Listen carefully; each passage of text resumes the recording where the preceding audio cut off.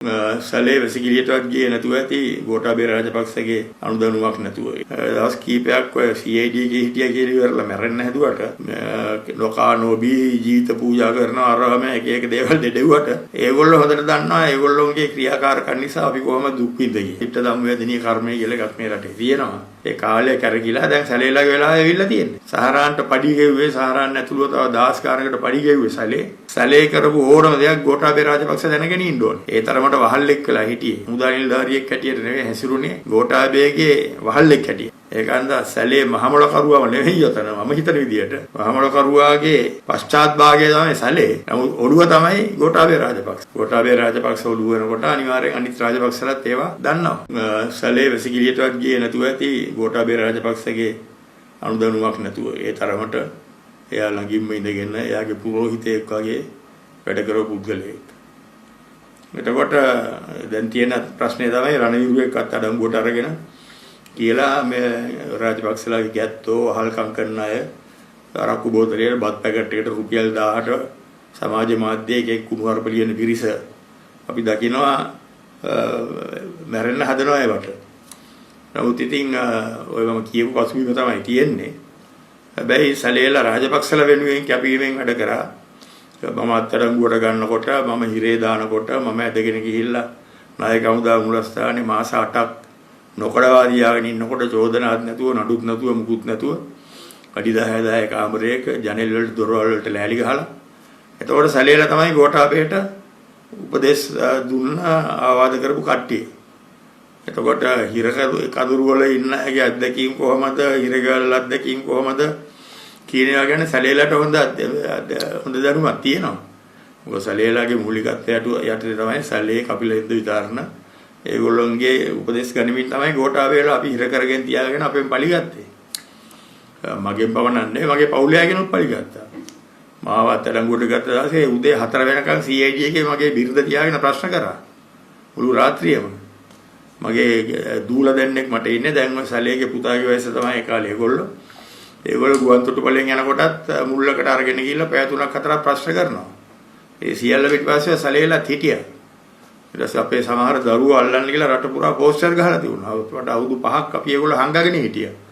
ඉතින් ඒ ඔක්කොම කරේ සැලේලාගේ නායකත්වය හෙන්ද විතරලා ගෝඨාභය රාජපක්ෂලාගේ මෙහෙයුමක් තමයි. එතකොට මේගොල්ලෝ මේ දැන් දවස් කීපයක් ඔය CID එකේ හිටියා කියලා ඉවරලා මැරෙන්න හැදුවට ලෝකා නොබී ජීවිත පූජා කරන අරම එක එක දේවල් දෙඩෙව්වට ඒගොල්ලෝ හොඳට දන්නවා ඒගොල්ලෝගේ ක්‍රියාකාරකම් නිසා අපි කොහොමද දුක් විඳින්නේ කියලා. එතකොට අපි එතනින් නවතුන්නේ නැහැ. මාස 8ක් නිකන් තියාගෙන හිටියා කූඩුවක දාගෙන නායක හමුදා මුලස්ථානේ. එතකොට අපේ පවුලේ කාටවත් යන්න එන්න දුන්නේ නැහැ. බිරිඳට එක දවසට එකපාරක් විතරක් එන්න දුන්නා. ඒ ආවත් සමහරලාට එයා එන වාහනෙන් ඇතුළට එන්න දෙන්නේ නැහැ. ගේට්ටුව ගාව නායක හමුදා බුලවසනේ නවත්තලා එතේ ඉඳලා කබල් වෑන් එක මොකද දාගෙන එක්කේනවා මගේ බිරිඳ. සමහර දවස්වල ආපහු හරවලා අරිනවා. ඒ වගේ අපිට සෑහෙන හිරියර කරා ඒගොල්ලෝ. එතකොට ඒගොල්ලෝ දන්නවා අපි ගෙවපු කාලේ කොහොමද කියන්නේ සැලේට රහසක් නෙවෙයිනේ. සැලේ ගෝඨාභය හෙන්ද විතරලට මහින්ද රාජපක්ෂට අපි ගත කරපු කාලය අපිට හිරියර කරපු හැටි අපෙන් පරිගත්ත හැටි ඒගොල්ලන්ට රහසක් නෙවෙයි. ඒක හන්දා ඒගොල්ලෝ දැනගෙන නොහිටියා වෙන්න පුළුවන් ditta ධම්මවේදනීය කර්මය කියලා එකක් මේ රටේ තියෙනවා. අපි අදහන ආගමේ බුද්ධාගමේ. ඉතින් ඒක හන්දා දැන් මං හිතන්නේ ඉතින් මේ ලෝක බෝලෙත් කරකිනවා ඔරලෝසුවත් කරකිනවා දැන් ඒ කාලේ කරකිලා දැන් සැලේලාගේ වෙලාව ඇවිල්ලා තියෙන්නේ. ඉතින් සැලේ ගැන මට ඒක තමයි කියන්න තියෙන්නේ. අනිත් එක අපරාධයක් කරා නම් මම සැලේ මේක සම්බන්ධයි කියලා පාර්ලිමේන්තුවේ කිව්වේ මේට අවුරුදු 3කට ඉස්සෙල්ලා. හැන්සර්ඩ් ලේව තියෙනවා. මොකද යුද්ධ කරන කාලේ සහරාන්ලා බුද්ධියංශ වල සම්බන්ධයක් තිබ්බේ නැහැ. අපේ සහරාන්ලා අවශ්‍ය වුණෙත් නැහැ. පිල්ලයන් නම් මහමැති කරගත්තා අපි උතුරේ යුද්ධ කරන අතරේ මහින්ද රාජපක්ෂ නැගෙනහිර පළාතේ පිල්ලයන්ලා කරුණල්ලා මහමැතිලා මන්ත්‍රීලා කරගත්තා. නමුත් අපට ඒකේ අවශ්‍යතාවයක් තිබෙන්නේ නැහැ. අපි එතකොට නැගෙනහිර වැඩි ඉවර කරලා අපි උතුරට ගිහිල්ලා.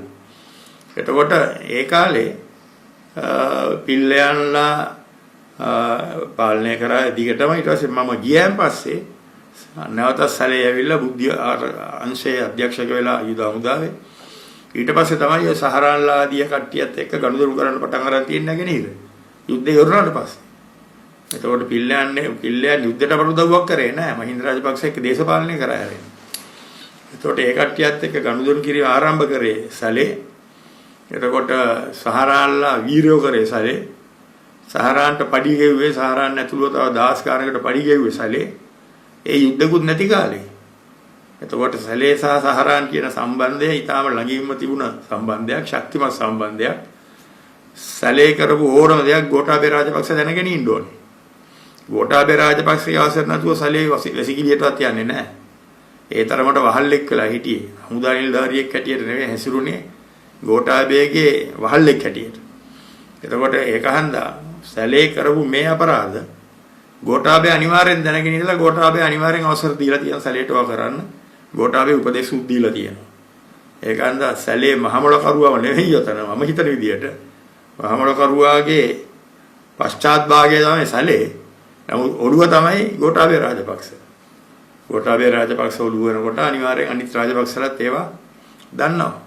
එතකොට මේ කටයුතු අනිවාර්යයෙන්ම රාජපක්ෂ පරම්පරාවේ අනුග්‍රහය ආශිර්වාදය ඇතුව ඒගොල්ලෝගේ ගෝලය වෙච්ච සැලේලා හෙන්ද විතරනලා ඒගොල්ලෝ විසින් ක්‍රියාත්මක කරා කියලා අපිට හිතන්න පුළුවන්.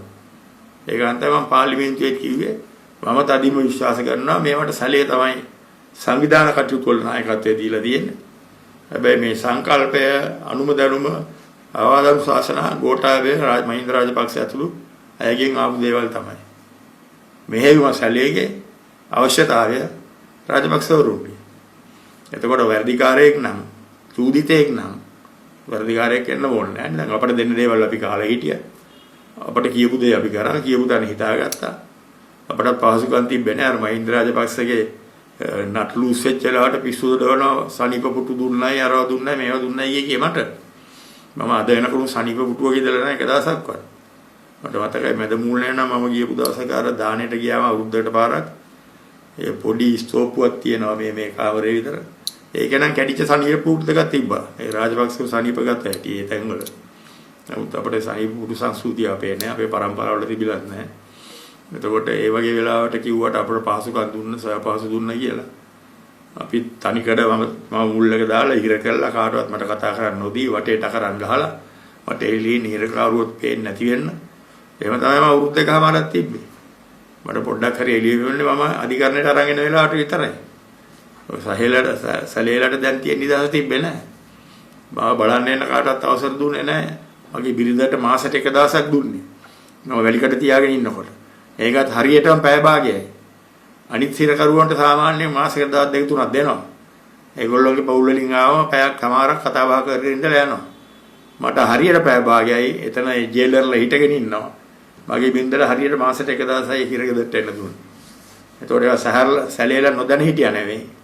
ගෝඨාභයලා නොදැන හිටියා නෙවෙයි. ඒගොල්ලෝ ඒවා මොනිටර් කරා. ඒවා වෙනවාද ඒ විදිහටම කියලා ඒගොල්ලෝ තහවුරු කරගත්තා. ඒතකොට ඒ වගේ අපායක තමයි අපි ජීවත් වුනේ. ඒතකොට ඒ කාලේ ඒගොල්ලෝ යමපල්ලෝ. දැන් යමපල්ලොන්ට දඬුවම් ලැබීමේ කාලය උදා වෙලා තියෙනවා.